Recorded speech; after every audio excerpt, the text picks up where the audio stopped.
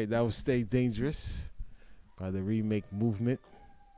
We're sitting here with Kare up in Watamu. Yes. You know, that coastal thing. So how's the weather treating you? I know you Nairobi people complain of the heat. I love sometimes. the sun. You know, I'm sorry, guys. I hope this doesn't sound bad, but I really like being naked or half naked. I don't like clothes. Honestly, I don't like clothes.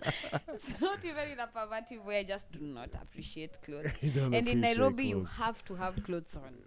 All the time. Well, yes. So especially at nighttime. It's just really nice to have less clothes here, I must say, and just enjoy the heat. I don't like the cold much. Okay. Despite that, I am actually, my parents are from a very cold place. I've studied in a very cold place, but I just love the heat. I love the sun and the ocean. Okay. Yeah. So it sounds like you got to make a move. Honestly, yeah. The coast is calling. Yeah. Or get land. All of that. Yeah. It's not even a joke thing. No, that's a very serious thing. Yeah, very I really serious thing. I need a space on this side when I feel like I want the ocean vibes. I can just come. All right, we'll discuss that more off camera. All right. You know, that's what we into on this side. Yeah. Know? Oh, okay. Yeah. Nice. Good to know. Yeah. You know what I mean? Help you out in that area. Yeah, okay. I think everybody should have something on this side. I believe so. You know, so many of the investors in the past have been international. Mm-hmm. It's time for the locals and the Black African diaspora to come put our money. Take part as well now. Yeah. You know, put some dirt in. Dig up the dirt, build some foundations, build some spaces for us out here, take advantage of that. Housing projects. We don't need any housing projects. We can build houses for ourselves, Yeah. Stop laughing, my laugh. It's a serious thing. No, because I just know we're in a town where people were just protesting about that.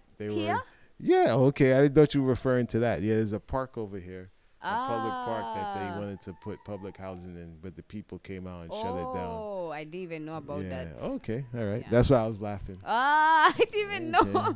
But I mean, the spirit with them for sure. Yeah, that was very recent, like last week, 2 weeks ago. Yeah.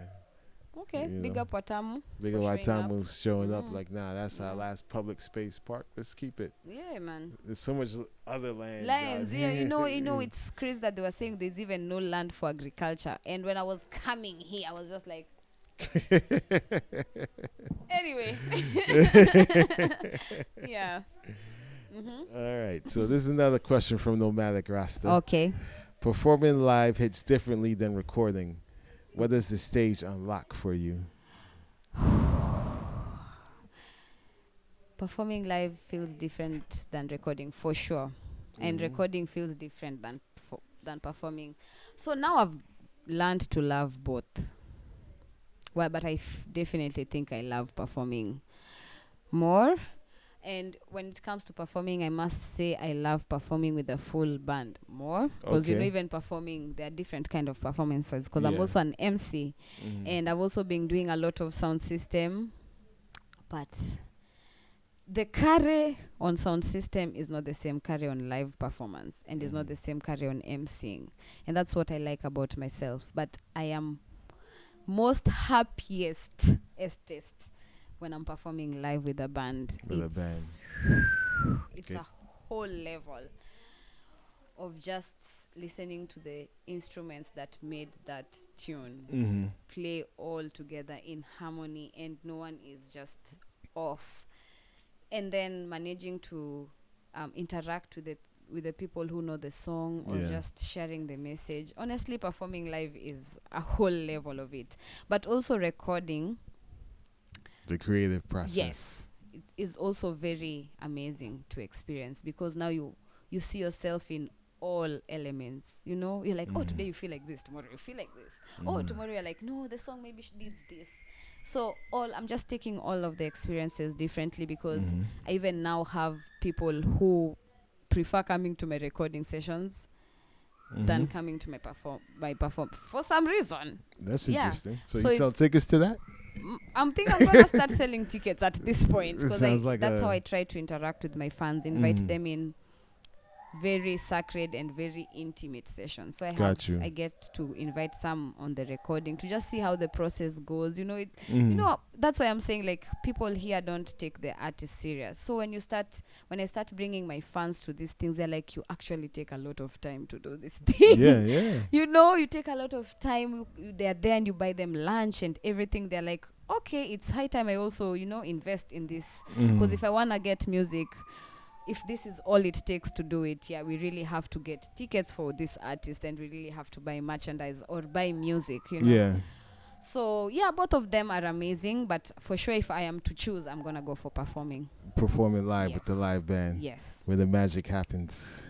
Leopard fire straight. When you got that space for improvising. Have you ever listened? You have listened to me perform live? Or you were not there? Yeah, one of my shows. Yeah. You forget? Yeah. But I didn't know if you were there on the audience.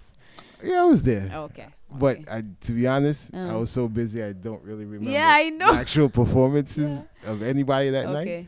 But I was there. I was listening though. Yeah. But also being in the studio with you, rehearsing, preparing for the show. So I know the difference between you with a band versus emceeing performing with a DJ sound system vibes.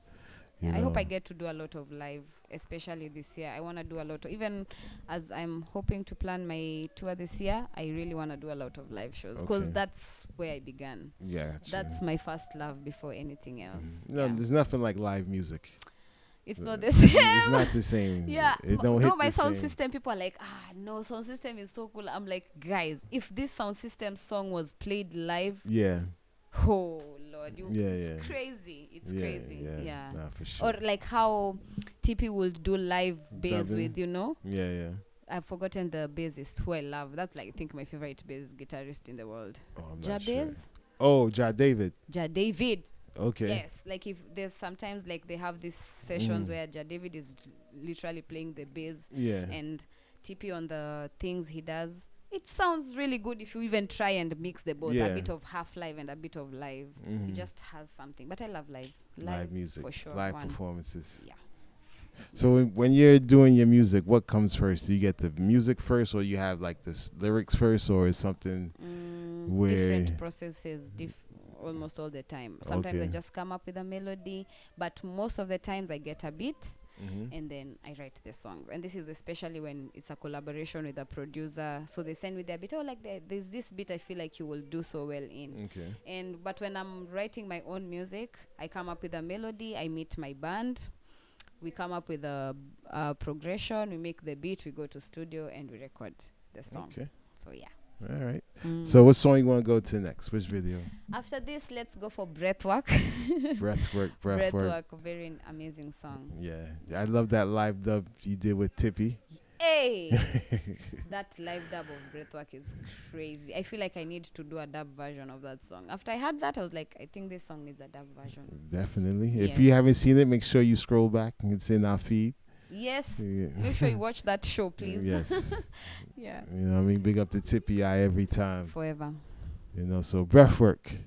What's the story behind this song? Like, what made you come up with the lyrics in this song? Just life in general. But this practice of breathwork, I definitely learned from my favorite artist, Janine. That's where I even got the concept of breathwork. I have never heard about it anywhere. Okay. Until I started interacting with Janine. Big up to Janine.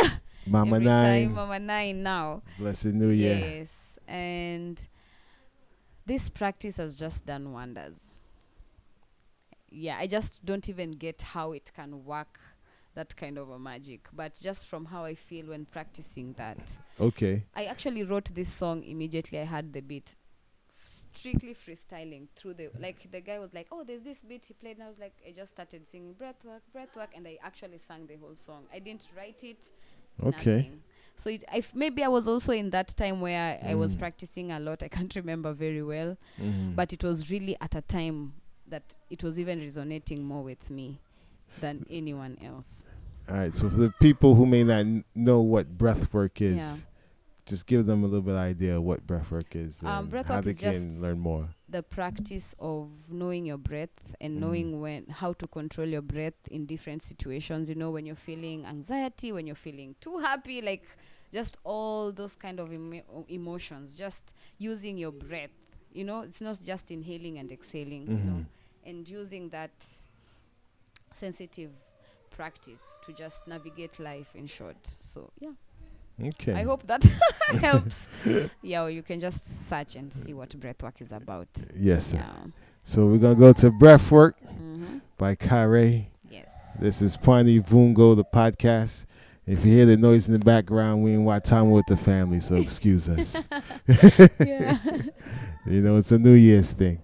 But anyway, Breathwork by Kare.